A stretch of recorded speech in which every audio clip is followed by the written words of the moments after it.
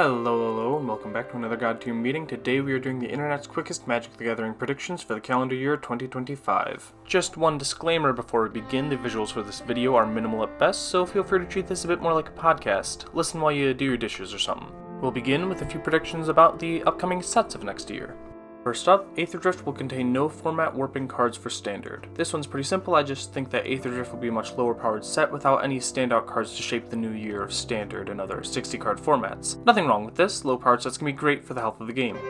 Prediction 2, a new Aether Drift vehicle commander will be severely overplayed in EDH, causing moderate price spikes in old vehicles like Smuggler's Copter. Whether this commander comes from the main set or supplementary products, I'm not sure, but be ready for many new X-Thing in Cars decks.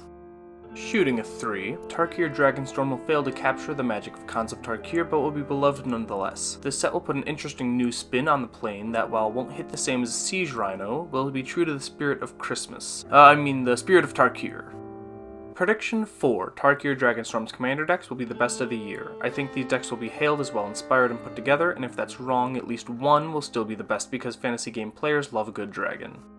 Prediction 5. Final Fantasy will sell well but be critically panned relative to other Universes Beyond sets. A bit of a shot in the dark, but I expect Final Fantasy to be missing that spark that Lord of the Rings had, similar to but not quite the same as the Assassin's Creed set, because Final Fantasy will at least still be a full set of cards.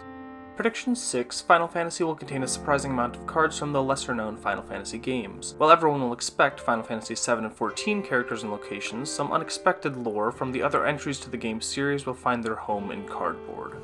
Lucky number 7, Edge of Eternities will be the cause of a modern and/or legacy ban, but not because of the Eldrazi. While we all fear the likes of Emrakul's Kin taking over another 3-month cycle, the Eldrazi won't be the game-breaking part of Edge of Eternities. Instead, a Star Wars lookalike will take center stage for a long time in formats far, far away. Prediction 8, feeling great. Edge of Eternities will either be the best limited set of the year or the worst by far. Draft is one of my favorite ways to play, so I look forward to drafting Edge of Eternities dozens upon dozens of times, or not at all.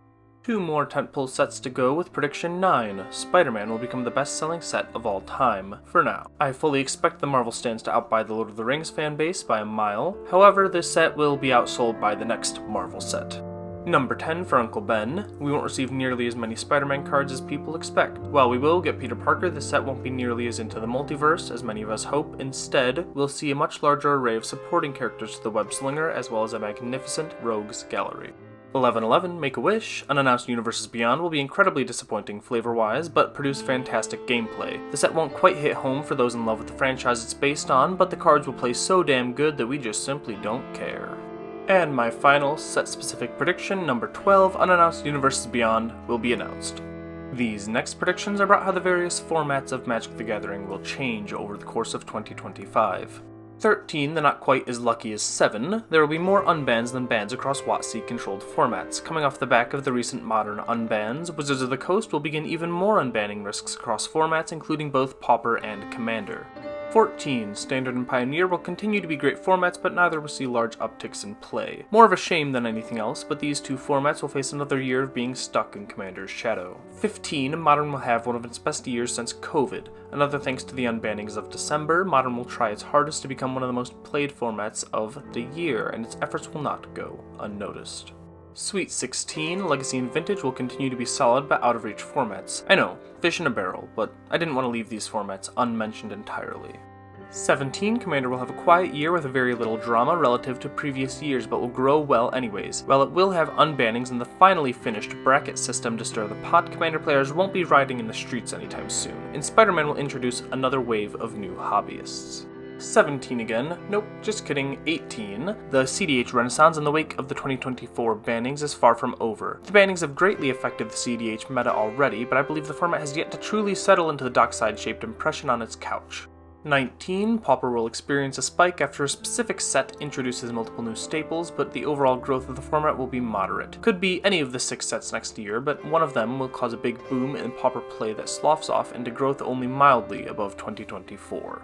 Prediction 20, there'll be a substantial rise in the popularity of tournament play. They'll do more to the community than to WotC. A big part of this boost will come from CDH play, but other formats, especially unsanctioned ones, will see a lot more eyes on them than they have in the past. And the final format prediction, and my first prediction eligible to drink and drive in the US, number 21, Kamigawa Block Popper Tiny Liters will become the most popular format after getting sanctioned by Wizards of the Coast. My final 4 predictions are on WotC's announcements to be made in the year 2025 about years 2026 and beyond. 22. WotC will announce less Universes Beyond for 2026. This will more likely be a coincidence than a purposeful lessening of Universes Beyond products, but hey, I'll take what I can get. 23. We will not hear about Modern Horizons 4, but we will hear about a different direct-to-modern product. No idea how this will manifest, but I can only imagine poorly. The penultimate 24. There will be a new product line announced, most likely a new form of pre-constructed deck. This could be Last Prediction's modern product, or it could be a weird board game or conspiracy adjacent. And my final prediction, number 25, while the game's growth will continue, it won't grow as fast as the shareholders want it to. It sounds bad, but this will actually be a direct result of the game becoming healthier. 2025, good year. Hope you enjoyed the video. If you did, stick around and watch another one.